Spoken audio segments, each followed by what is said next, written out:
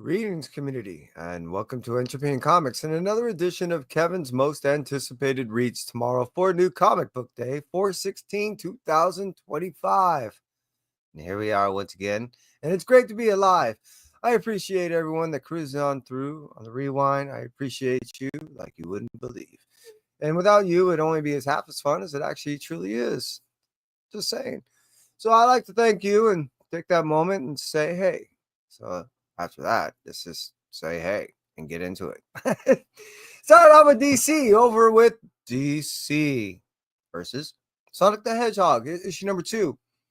This was, as an introduction, issue number 1, very fun. This is exactly what I was hoping for. None that took itself too seriously, but I had enough interest, enough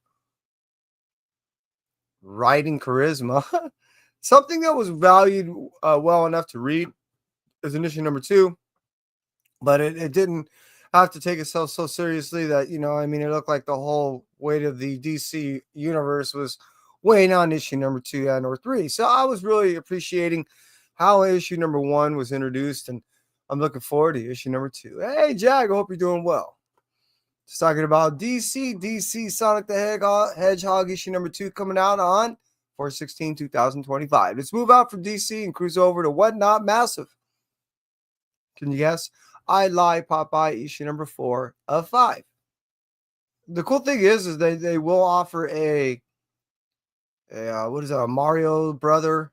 I think it's a cover B on this. So if you are interested in a Mario homage, then look for that cover B. It's probably going to sell out rather soon. I do know I do have one on reserve, and I'm looking forward to get my hands on that. Not only so I can display, but hey, I've been enjoying this series so far, and it's a cool, interesting rewrite of a story and a character that I've loved since I was a kid. So I'm looking forward to issue number 5, not only because it does reinvigorate a lot of the nostalgia in which that I'm reading this book for, excuse me, but it's really been fascinating how they've been able to rewrite this character so it reworks the characters that I remember, but in a way that's just so far better written, so far better, how should I say, as far as characters are, I don't know, it just seem more, it's hard to put for me. It's just, the whole story as a kid was just, again, these characters were very cartoonish, very surface. You really didn't care what much that happened to them because you knew that as cartoon characters and or in comics that nothing can really hurt, and they were coming back next month. But in the case of this comic, it seems everything seems so perilous. There's gravity to this. There's actually times where you really feel for these characters, and it rewrites the storylines to where you feel for these characters more humanly, more in a way that they feel more real than they did as the characters that I grew up with. So I'm looking forward to What Masters I Lie Popeye issue number 4, like you wouldn't believe. Moving out from Whatnot, and let's cruise over to the IDW realm because they're going to give us Teenage Mutant Ninja Turtles issue number 8. Jason Aaron has been killing it with this series. This is not any of the volumes that have been its predecessors. It's not only stands on those shoulders, but gives so much weight to these characters that, wow, there's times where there's a lot of sorrow just looming over these stories, and it's heavy, and I'm loving it. I've been really, I guess, immersed in these storylines because of how individually these stories were being told to go ahead and bring and culminate, almost like a chili, these characters at the end, to where they were now, as we see, getting along with each other just well enough and understanding the parameters in which that they need to go ahead and work together well enough to go ahead and deal with the threats that they're dealing with, which they're not dealing with so well. The last I saw that they were dealing with some serious shit. They got trapped, and yeah, it's I really been digging really what's happening on, and yeah, I guess I can't really say enough about if you are a fan of Teenage Mutant Ninja Turtles, I'm sure that you've been enjoying how well Jason has been approaching the storyline and how much gravity to the characters he's been giving to go ahead and get you involved in a way that we haven't seen these storylines since some time, in my personal opinion. Eastman and Ward writing it out to where you really felt how they were able to humanize these characters in a way that most people have not been able to do. So I really been appreciating it, and I hope that you too are looking forward to Teenage Mutant Ninja Turtles in issue number 8 coming from IDW. From IDW, let's cruise over to Dark Horse Comics. They're going to give us Usagi Yojimbo issue number 2, 10,000 Plums. I really been enjoying the fact that they're giving us new storylines with, I think it's I'm always mispronounce his name, Yukichi, his cousin. And the way they've been working it is it's not only tying in future storylines with all new stories and all new, written stuff by Stan, but it does stand again on the shoulders. It does touch on previously touched on storylines that not only we got last year, but it does touch on stuff that we've gotten for so many years ago, back when it was with Dark Horse in the early 90s. So I'm appreciating the fact that he's not only paying homage to storylines that have first dated back so long ago, but how it intertwines with storylines that have just happened just recently, and how it's influencing and formulating storylines that are just now being written and for the future. So that being stated, issue number 1 was an awesome setup to what I'm looking forward to happening for the rest of this year. But here we are with issue number 2, and that's good enough for me, and I hope for you. So here we are again from IDW. No, Dark Horse. IDW. They moved from IDW to Dark Horse. Usagi Yojimbo, issue number 2, 10,000 Plums. Let's move out from Dark Horse and cruise over to Marvel Studios and let's talk about Godzilla versus the Incredible Hulk, issue number 1. Didn't I get that? I think I got that one. This is a 1 of 6 one-shots. Now, what I mean by that is we're going to see Godzilla versus various other characters and or teams down the road. And the cool thing about this is we end up seeing not only one of my favorite characters growing up, as far as the kaijus are concerned, but we also get to see it how certain things play out. Yes, we get to see, can Hulk withstand an atomic blast from Godzilla? I don't know about you, but I need to know. I'm just saying. So Godzilla versus Incredible Hulk issue number 1 coming out on, you guessed it, 4/16/2025. Let's move out from Godzilla and talk about Power Man Timeless issue number 3. This is from Colin Kelly and Jackson Lansing. This is the 3rd installment of, if I recall, a 5-issue mini that does tie into what's going on with the Doom stuff. And it also ties in directly into what they've been playing with for the past 3 years in their Timeless stuff. The cool thing is it allows them to touch on all these things that are not only playing out in the past, but presently, and in formulating more stuff in the future, which was what they were telling me about 2 years ago when they first did that Timeless stuff.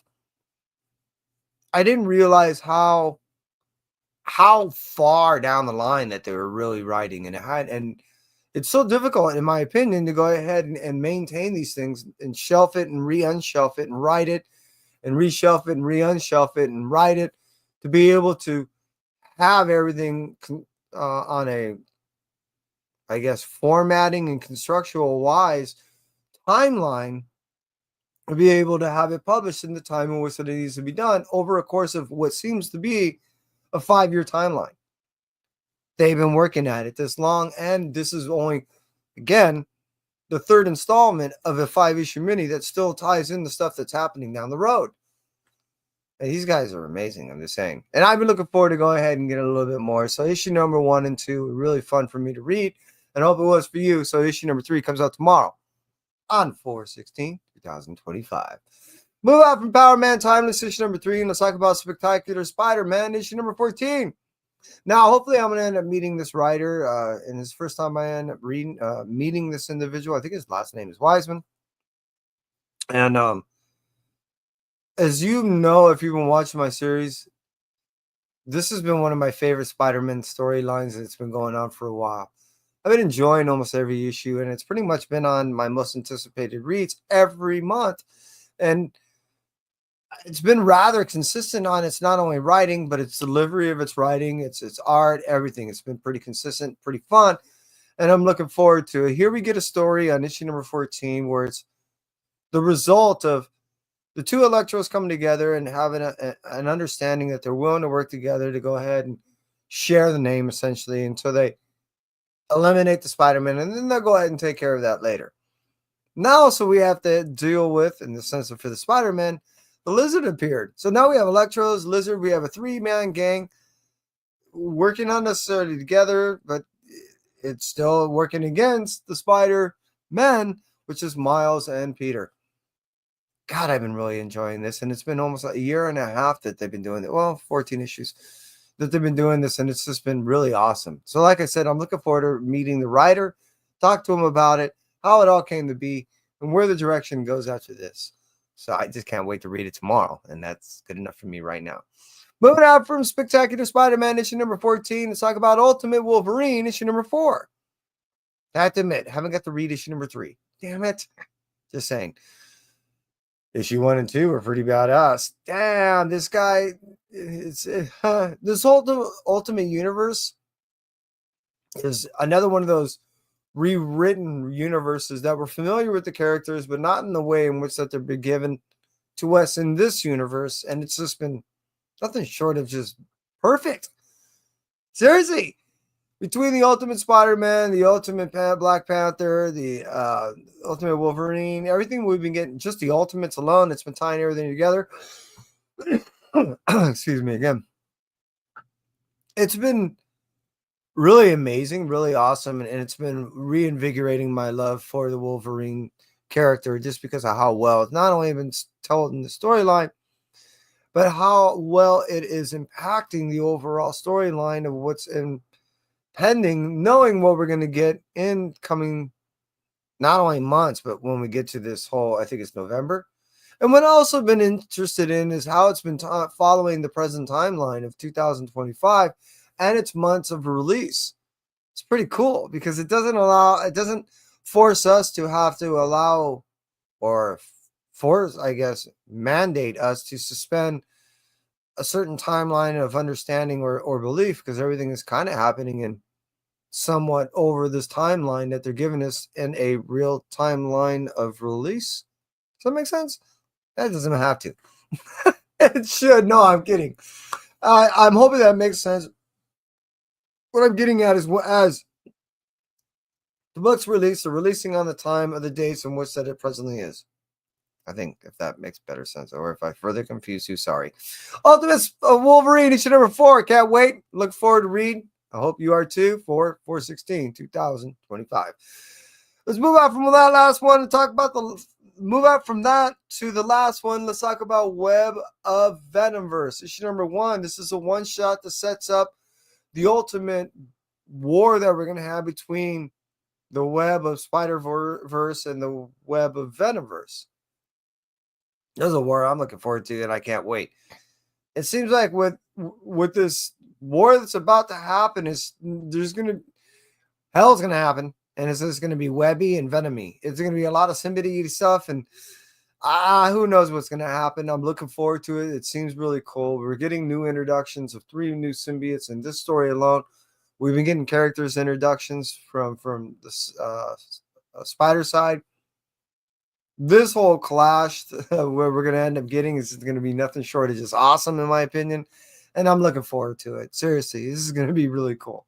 And if you're not, obviously you're not either a major symbiote fan, or you're not a Web of whatever fan, or you're just sick of it. I get it. Don't blame you, but hey, I'm looking forward to it. Should be fun.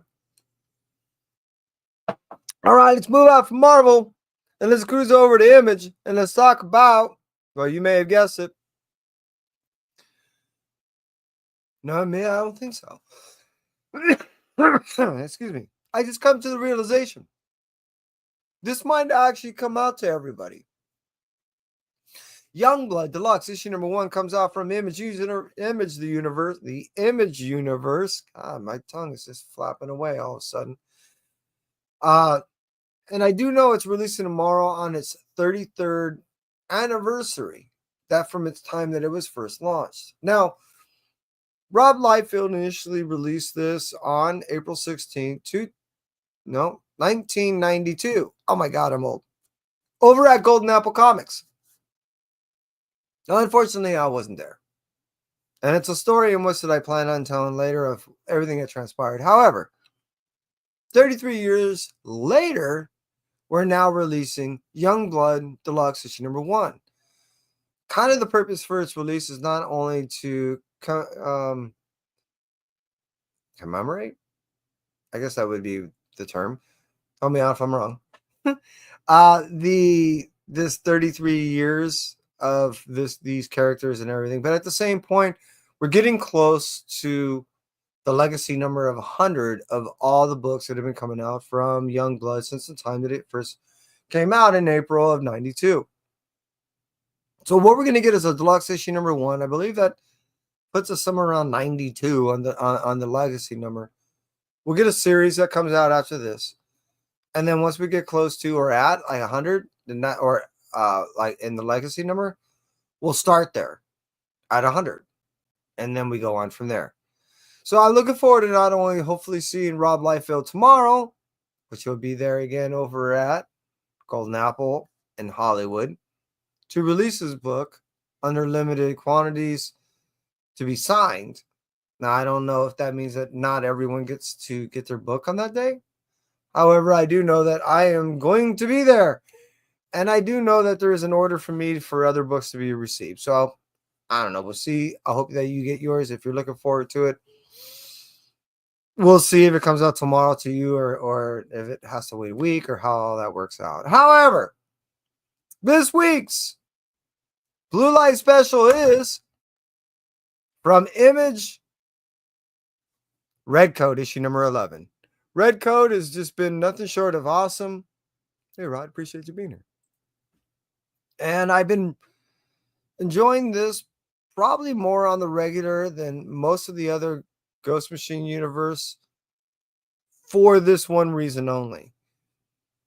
It always floors me that it tends to hit me in a way that I never expect. It always tends to be a little bit more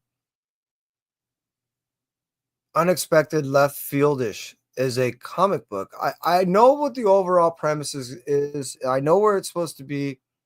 I know the timeline that it's following now and how it's bringing us up to the present. But the journeys that we end up going, and especially just recently that I end up going on a journey with Johnny Appleseed, are nothing not only just short of fascinating, but introspective.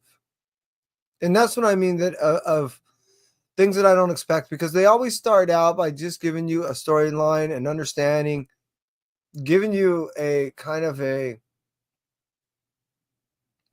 compassed understanding of where you reside, not only in the storyline, but where our main character is pointing at this time, or where life is seemingly taking this individual as we're on this journey with this individual, and as this person, which we've always kind of known, is not only good at heart, but it teaches us a little bit of something about the character and ourselves in this journey. And that's what I've been able to, for me, extract not only out of the storyline, but overall over this whole journey that we've been getting with Mr. Pierre. Simon has been pretty cool because he's not only an individual of jest, who I like to think of myself as, but an individual of a lot of introspective understanding that I struggle with myself. And with these short little tales that allow me to go to open my mind enough to get to a place where I can open my heart enough to allow myself to not only read and have an understanding on a surface level, mental, but at times it allows me to go ahead and take it in on a little bit of spiritual level, and that journey in and of itself is pretty cool. So, hey, again, as I mentioned, Image Universe, Red Coat, issue number 11, coming out on 4/16/2025. And that's my Blue Light Special. To those of you that cruised on through on the live, I thank you.